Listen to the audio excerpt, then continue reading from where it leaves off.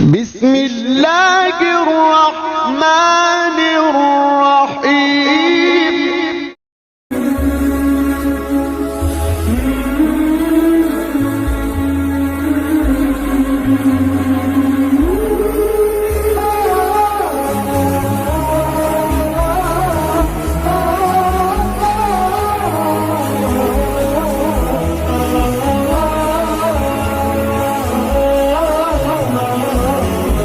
Welfare foundation میاں نور جمال کے زیر اہتمام 32واں ماہانہ راشن پیکج رات کی تاریکی میں غریب اور مستحق گھرانوں میں تقسیم کر دیا گیا ہے۔